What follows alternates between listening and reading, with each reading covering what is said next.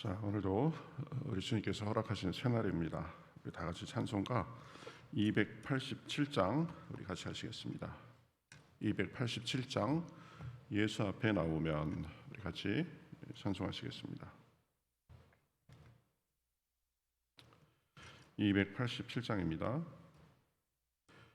예수 앞에 나오면 제사함 받으며 주의 품에 안기어 편히 쉬리라.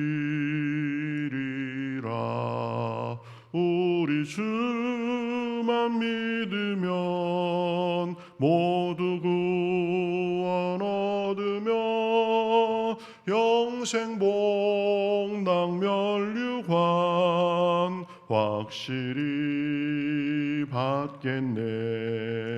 예수 앞에 나와서 은총을 받으며 마음의 기쁨 넘치어 감사하리라. 우리 주만 믿으면 모두 구원 얻으며 영생 복락 면류관 확실히 받겠네. 예수 앞에 설 때에 흰 옷을 입으며 밝고 빛난 내 집에 길이 살리라.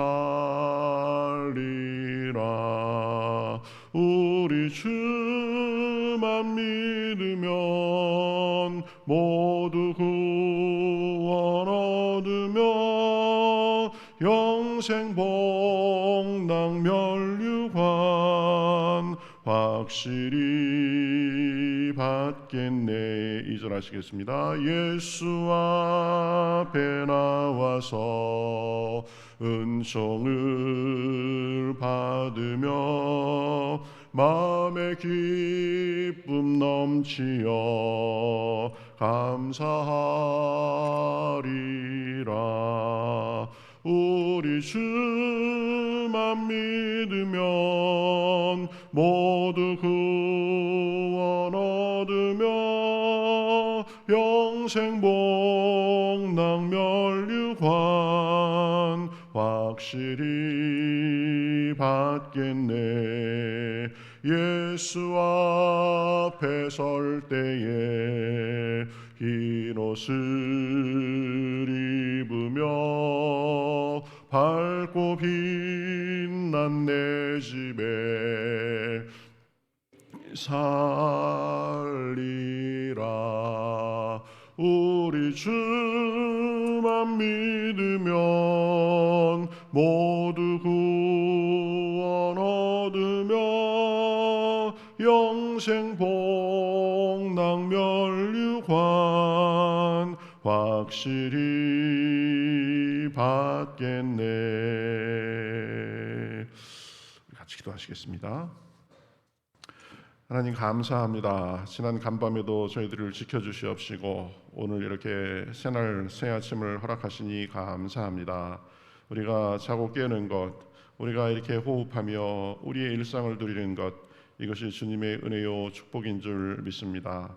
우리가 다른 곳에 있지 아니하고 아침부터 주님 앞에 나와 주님을 바라보며 나아갑니다. 우리의 마음을 정결하게 하여 주시옵시고 우리 마음속에 충만하여 주셔서 오직 주님만을 향하여 우리의 삶이 주님께 드리는 영광이 되게 하시고 또 주님께서 주시는 평화와 축복이 가득한 날이 될 수 있도록 인도하여 주시옵소서. 말씀 들을 때에 깨달음을 주시고 악한 생각들 다 물리쳐 주시옵시고 기도할 때에 성령의 충만함을 입어 하나님을 영원롭게 하며 사람들을 사랑하며 또 주님께서 우리에게 주신 하루를 온전히 누리기에 부족함이 없도록 인도하여 주시옵소서. 시종을 주님 앞에 맡기며 살아계신 예수님의 이름으로 기도하옵나이다. 아멘. 자, 성경 말씀 보겠습니다. 성경 말씀 사도행전 9장 1절부터 9절까지입니다. 사도행전 9장 1절부터 9절. 자, 1절부터 9절까지 저와 여러분이 한 절씩 교독하시겠습니다.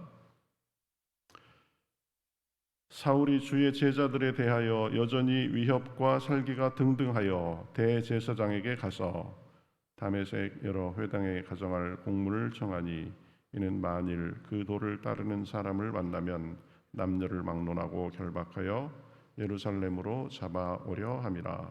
사울이 길을 가다가 다메섹에 가까이 이르더니 호련히 하늘로부터 빛이 그를 둘러 비추는지라. 땅이 엎드려져 들음에 소리가 있어 이르시되 사울아 사울아 내가 어찌하여 나를 박해하느냐 하시거늘 대답하되 주여 누구시니까 이르시되 나는 내가 박해하는 예수라. 너는 일어나 시내로 들어가라. 내가 항해할 곳을 내게 이를 자가 있느니라 하시니 같이 가던 사람들은 소리만 듣고 아무것도 보지 못하여 말을 못하고 서 있더라. 사울이 땅에서 일어나 눈은 떴으나 아무것도 보지 못하고 사람의 손에 끌려 다메섹으로 들어가서 사흘 동안 보지 못하고 먹지도 마시지도 아니하니라. 아멘. 자, 이 사도행전 계속 보고 있는데요.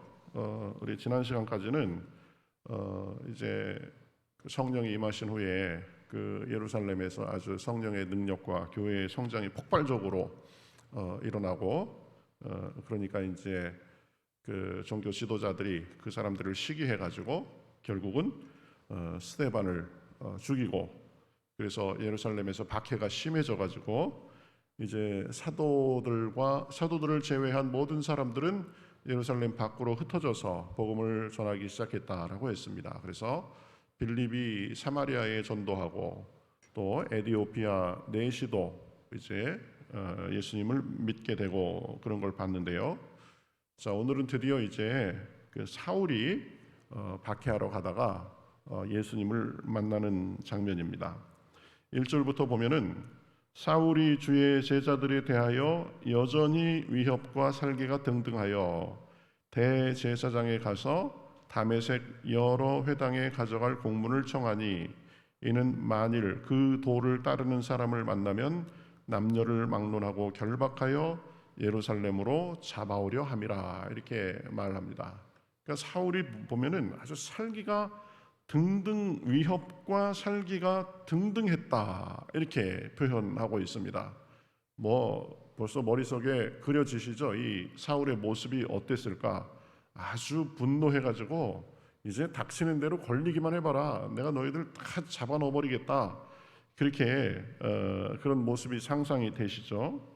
근데 여러분 하나님의 일을 하는 사람이 위협과 살기가 등등했다? 이게 말이 되지가 않습니다. 그렇죠?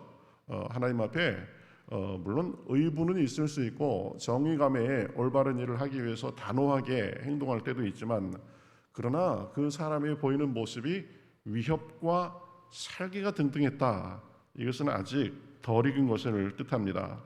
진짜 하나님을 향한 믿음에서라면 이러한 감정에 의지하면 안 되는 거죠.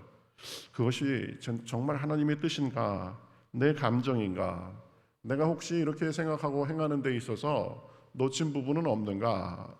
더 생각할 부분은 없는가?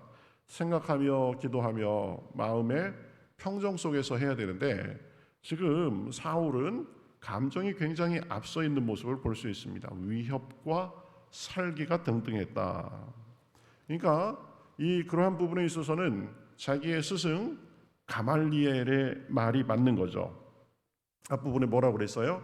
이 사람들이 하는 일이 하나님께로부터 났으면 흥하고 하나님께로부터 난 것이 아니면 결국은 망할 것이다 라는 관점에서 우리도 틀릴 수 있으니까 좀 조심하고 신중하게 그렇게 행해야 될 것이다 라고 가말리엘이 분노한 사람들 앞에서 충고했었죠. 이 자세가 굉장히 중요한 자세죠. 한 가지 생각에만 사로잡혀 가지고 더 넓게 보지 못하고 행동하면 결국 뒤에 돌아보면 후회할 일이 될 때가 많이 있다라는 것입니다. 그래서 그러한 후회할 일을 줄이려고 노력하는 사람이 인격과 신앙이 성숙한 사람입니다. 그러기 위해서 신중에 신중을 기하고 침착하게 생각하고 행동하는 그런 습관을 들여야 됩니다. 그저 감정적 생각에 사로잡혀 가지고 성급하게 행동하면 안 된다라는 거죠. 그때의 흥분한 기분과 감정에 사로잡혀 가지고 그렇게 결정하고 분노에 사로잡히고 그러면 안 된다라는 것입니다. 생각의 생각, 기도의 기도를 거듭하면서 지혜를 구하는 가운데 결정하고 행동해야 된다. 물론 숙고하고 결단이 섰으면 행동은 또 단호하게 해야 될 필요도 있습니다. 그러나 그 과정에서 생각의 생각, 기도의 기도, 숙고의 숙고를 거듭해서 최선의 길을 온유한 가운데 할 수 있을 때까지 그렇게 우리가 준비하고 움직여야 된다라는 거죠. 이 사람은 그런데 보면 위협과 살기가 등등해 가지고 대제사장에게 가서 이제 다메섹의 여러 회당에 가져갈 공물을 청했다라고 했습니다. 그러니까 사울의 지금 행동은 개인적 차원을 넘은 거죠. 공적인 지금 행동을 하는 것입니다. 그래서 이 사람들을 이제 보이는 대로 잡아오기 위해서 그랬던 거죠. 아마 그 살기와 위세가 대단했을 것입니다. 혼자만이 아니고 여러 사람이 같이 갔으니까 이 정말 믿는 사람들은 그 사람들을 생각하면 아주 섬뜩했겠죠. 그렇지만요, 보면 하나님은 그 위협과 기세도 단숨에 꺾어버리는 것을 볼 수 있습니다. 우리가 보면 3절에 보면 사울이 길을 가다가 다메섹에 가까이 이르더니 호련히 하늘로부터 빛이 그를 둘러 비추는지라. 다메섹은 지금의 그 다마스커스입니다. 가끔씩 뉴스에 나오죠. 보면은 다마스커스, 시리아의 수도입니다. 예루살렘에서 북쪽으로 한 200km 떨어진 곳인데요. 요즘에도 시리아의 수도로서 인구가 한 550만 된다고 그래요. 다메섹은 옛날부터 있었던 도시고 그 당시에도 무역과 교통의 중심지로서 큰 도시였었고 그래서 거기에 사람들이 많이 살고 있었고 거기에도 이제 믿는 사람들이 생겨나고 있던 그런 때인 것 같습니다. 이제 그곳으로 살기가 등등해서 믿는 사람들을 잡으려고 가는 중이었지만 전혀 예기치 않은 일이 벌어진 것입니다. 갑자기 하늘에서 빛이 그를 둘러 비쳤습니다. 그래서 사울은 순식간에 그 빛으로 인해서 눈은 떴지만 아무것도 볼 수 없는 그런 실명 상태가 되었습니다. 그래서 이제 자기도 모르게 땅에 엎드러진 거죠. 그 위협과 살기가 등등하고 하여튼 거칠 것이 없을 것 같은 사울이었지만 그러나 예수님께서 나타나시면서 빛을 한번 세게 비추니까 연약한 사람의 모습이 그대로 드러나는 거죠. 눈이 멀고 그러니까 당황스러우니까 이제 땅에 엎드러진 것입니다. 여러분 사람이 대단한 것 같고 그래도 하나님 앞에는 아무것도 아니다. 보면 살기가 등등해서 공식 문서를 갖고 사람들을 데리고 씩씩거려가면서 거칠 것 없이 가는 것 같았지만 위에서 빛만 한번 세게 비춰도 갑자기 앞을 보지 못하고 엎드러져서 아무것도 하지 못할 그런 상태가 된 것입니다. 여러분 우리가 기억해야 됩니다. 내가 잘나고 대단하고 그런 것 같아도 하나님 앞에 사람은 미물과 사실 다를 바가 없다라는 거죠. 여러분 우리가 가끔씩 보면 벌레나 개미나 이런 것들이 열심히 자기 일을 하고 여기저기 다녀가면서 들어왔다 나왔다 하고 그런 걸 봅니다. 근데 여러분 사람이 갑자기 발로 쓱 밟아서 문지르면 흔적도 없이 그냥 사라집니다. 무슨 일인지도 모르고 끽소리 한마디 못하고 죽는 거죠. 사람과 개미 차이가 그 정도로 큰 거죠. 그런데 여러분 이 사람도 하나님의 전능하심과 이 절대성에 비춰보면 개미하고 사실 다를 바가 없습니다. 그렇죠? 개미 사람이 손으로 문질러 죽이거든 때려 죽이든 왜 죽는지도 모르고 죽는 겁니다. 마찬가지다. 사실은 사람이 대단한 것 같지만 하나님께서 함부로 움직이시면 그냥 멀쩡한 사람이 지금 눈이 멀고 엎드러져 가지고 아무것도 못하는 그런 사람이 되는 것입니다. 늘 하나님 앞에 겸손하게 살아야 된다. 뭐 천년만년 그냥 이 모습 이대로 건강하고 멀쩡하게 그렇게 살 수 있을 것처럼 착각하고 그렇게 생각하면 안 된다라는 거죠. 여러분, 한문으로 죽을 사자가 있습니다. 죽을 사자. 그것을 가만히 풀어보면은요, 아주 의미가 있습니다. 죽을 사자가 어떻게 됐죠? 한일자 밑에 저녁 석자, 그 옆으로 칼도자 이렇게 됩니다. 죽는 게 뭐예요? 어느 날 저녁에 갑자기 칼 맞는 것처럼 그냥 죽는 것이, 그것이 죽음이다라는 거예요. 그렇게 우아하게 죽을지, 많은 사람들이 둘러보는 앞에서 죽을지, 아니면 그야말로 그냥 갑자기 하고 죽을지 모르는 것입니다. 한날 저녁에 칼 맞듯이 갑자기 찾아오는 것이 죽음이다. 죽음이 찾아오면 사람은 거기에 대해서 아무것도 할 수 없습니다. 그러니까 늘 내가 겸손하게 하나님 앞에 내 삶의 마지막 날이라고 생각하고, 내가 맞을 마지막 날을 의식하면서, 하나님 앞에 설 날을 의식하면서 겸손하게 사는 것입니다. 그렇죠? 그것이, 그러한 태도가 중요하다. 사울이 지금 뭐 천하에 무서울 게 있었겠어요 보면. 그러나 그거 다 소용없는 것이었다. 그래가지고 이제 4절에 보면 땅에 엎드러져서 이제 들으니까 소리가 들립니다. 예수님의 말씀이죠. 사울아, 사울아, 내가 어찌하여 나를 박해하느냐. 그 사울은 갑자기 벌어진 일에 당황하고 눈도 안 보이고 그러는데 위에서 음성이 들려오니까 보니까 이렇게 말합니다. 주여 누구시니까, 주여 누구시니까. 그러니까 예수님이 나는 내가 박해하는 예수라라고 대답했죠. 예수님께서 사울에게 나타나셔가지고 사울아, 사울아, 내게 어찌하여 나를 박해하느냐라는 음성에 그 살기가 등등하던 사울이 그냥 본능적으로 주여 누구시니까 이렇게 지금 하고 바뀌는 것을 볼 수 있습니다. 사람 낮아지는 거 한순간이다. 그렇죠? 뭐 불과 몇 초 전에 그 위협과 살기가 등등하던 모습 다 사라져 버렸습니다. 그렇죠? 갑자기 눈을 못 보고 그러니까 본능적으로 주여 누구시니까 제정신이 조금 돌아올랑 말랑 하는 거죠. 내가 뭐 천하를 다 손에 쥐은 듯이 이 세상에 믿는 사람들을 다 쓸어버리겠다 그랬지만, 그러나 하나님의 손 앞에 연약한 사람일 뿐인 거죠.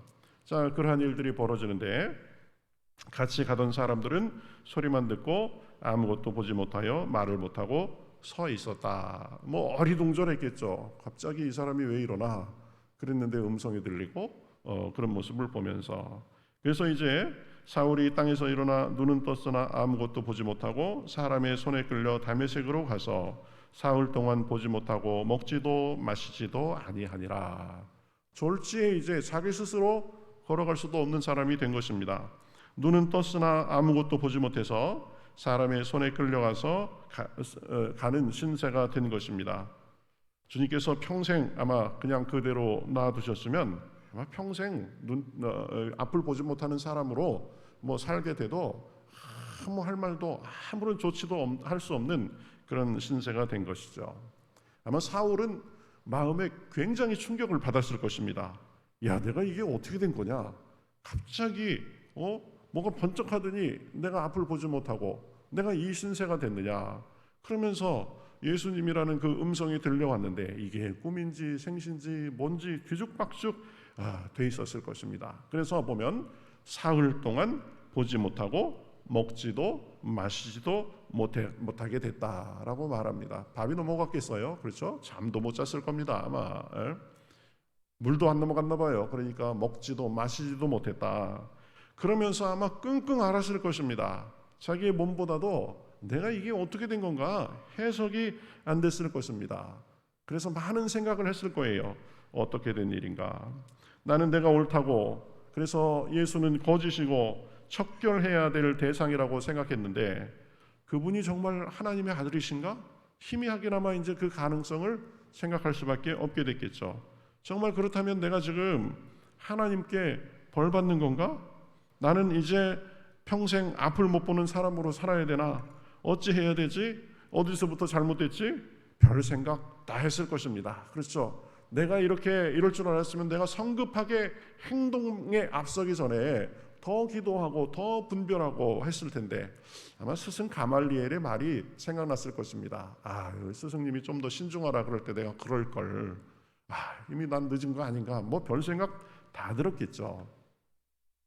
물론 그 사울이 박해하고 그런 일을 당하는 것은 하나님의 섭리 안에서 우리가 또 볼 부분도 있습니다.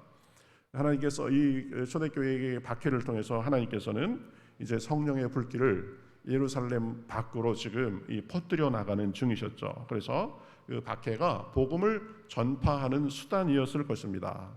또 사울의 입장에서 보면 결국 하나님께 쓰임받을 하나님의 그릇으로서 준비되는 과정이기도 했습니다. 그러니까 아주 양극단을 가본 사람이죠. 유대교에 자기만큼 심취한 사람이 없었고 그것을 통해서 보면 내가 선봉에 서서 이 예수 믿는 사람들을 박해하고자 했었는데 그것이 꼭대기로 올라갔다가 급전직하 나락으로 떨어져서 그런 거죠. 철저하게 무너지는 경험을 하고 있는 것입니다. 그렇죠? 철저하게 무너지는 사람이 철저하게 세워지기도 하는 것입니다. 그러니까 보면 바울처럼 드라마틱한 그런 삶과 경험을 한 사람이 별로 없죠. 그렇지만 그래서 우리가 간증을 듣더라도 보면 아주 드라마틱하게 롤러코스터를 몇 번씩 타고 이런 사람들, 그런 사람들의 간증을 들어보면은 막 동감도 되고 감탄도 되고 막 그런 면이 있습니다. 겪는 순간 그런 일을 겪으면서 정말 불같은 그런 연단을 받는 거죠. 그런데 여러분, 드라마틱한 이야기가 지나고 나서 그랬다라고 그렇게 이야기로 다 지나고 나서 들을 때는 참 괜찮은데 그 겪는 순간에는 정말 불같을 것입니다. 그렇죠? 내가 이러다 죽는 건 아닌가? 내 인생이 이게 뭔가? 하루아침에 연기처럼 사라지는 것 아닌가? 별 생각 다 들면서 고생 해가면서 그 연단을 받게 되는 것입니다. 솔직히 여러분도 그렇겠지만 저는 그런 드라마틱한 연단, 드라마틱한 삶 별로 살고 싶지 않습니다. 어떻게 하면 그렇게 피할 수 있을까요? 하나님이 꼭 필요하다면 몰아넣으시면 우리가 그것도 견뎌야 되고 그것을 통해서 더 성숙하는 계기가 되겠지만 그러나 하나님께서 기회 주실 때 하나님께서 온유하게 인도하실 때 미리미리 잘하면 불같은 연단도 피하고 롤러코스터 같은 그런 인생의 삶도 조금은 덜하게 하면서 평안 가운데 하나님의 뜻을 우리가 받들면서 살 수 있지 않을까 생각합니다. 그런 면에서 보면 사울도 사실은 다른 기회가 있었다라고 볼 수 있습니다. 가말리엘의 말을 듣는 것이었죠. 일단 예의주시하면서 자신은 자신대로 알아보고 심사숙고하고 그러면서 내가 이 도를 어떻게 바라볼 것인가에 대해서 우리 다른 길을 갈 수도 있었을 것입니다. 하지만 이 사울은 어떻게 보면 다혈질적인 면이 있는 사람이었어요. 살기가 등등해서 200km 떨어진 그곳까지 원정을 가다가 한순간에 무너진 것입니다.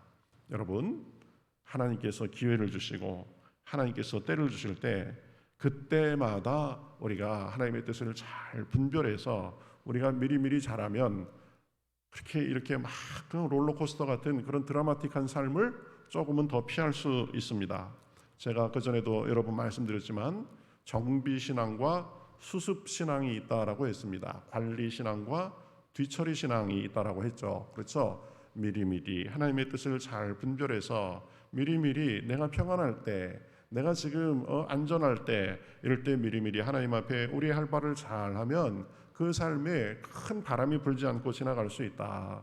그런데 하나님께서 여러 가지 신호를 주시고 하나님께 해야 될 기본적인 일도 하지 않고 그러면 하나님께서는 큰 풍랑을 일으켜서라도 지금 사울과 같이 그런 일을 있게 해서라도 바로 잡으시는 분이시다라고 했습니다. 어쨌든 살기가 등등해서 스데반을 죽이는 현장에 있었고 이곳저곳 믿는 사람들을 박해하러 다닌 어찌 보면 악랄하게 이를 데 없는 사울도 하나님은 그냥 두시거나 벌하시지 않고 지금 변화에 지금 시기를 갖고 계시는 것을 볼 수 있습니다. 그래서 변화시켜 가지고 위대한 이제 사도로 쓰려고 하는 그런 일이 지금 벌어지고 있는 것입니다. 여러분, 기독교는 은혜이고 이것이 은혜이고 기독교의 핵심입니다. 사울 같은 사람도 변해서 위대한 사도가 될 수가 있다. 살기게 등등해서 믿는 사람들을 박해하고 심지어 스데반을 죽이는데 같이 있었던 그 사울이지만 하나님께서는 포기하지 않으시고 사용하시려고 이 일을 벌이시는 거죠. 여러분 기억합시다. 주님 앞에 불가능한 일이나 또 불가능한 사람은 없습니다. 그 주님의 사랑과 능력을 바라보고 의지하며 사는 그런 복된 삶이 되실 수 있기를 바라겠습니다. 살기가 등등해서 나만 옳다고 그럴 거 없습니다. 하나님 앞에 다 연약한 그런 존재들입니다. 그러니까 나의 그 연약함을 인정하고 하나님의 도움을 구하면서 살 때에 하나님께서 우리에게 오늘도 복된 날이 되게 해 주실 줄 믿습니다. 하나님께서 우리에게 음성 들려주시고 하나님께서 그 뜻을 보여주실 때 우리가 주님 앞에 순종하고 마음을 늘 주님 앞에 온유한 심령으로 하면서 살아갈 때에 우리 주님께서 주시는 복과 은혜가 오늘도 넘쳐나시기를 우리 주님의 이름으로 축복합니다. 다 같이 찬송하겠습니다. 찬송가 420장입니다. 너 성결케 위해. 너 성결케 위해 찬송하겠습니다. 420장입니다. 너 성결케 위해 늘 기도하며 너 주 안에 있어 늘 성경 보고 온 형제들 함께 늘 사귀면서 일하기 전마다 너 기도하라. 너 성결케 위해 내 머리 숙여 저 은밀히 계신 내 주께 빌라. 주 사귀어 살면 주 닮으리니 널 보는 이마다 주 생각하리. 너 성결케 위해 주 따라가고 일 다급하여도 당황치 말고 참 즐거울 때나 또 슬플 때나 너 주님만 믿고 늘 따라가라. 너 성결케 위해 늘 기도하며 내 소원을 주께 다 맡기어라. 너 성령을 받아 주 섬겨 살면 저 천국에 가서 더 잘 섬기리. 아멘.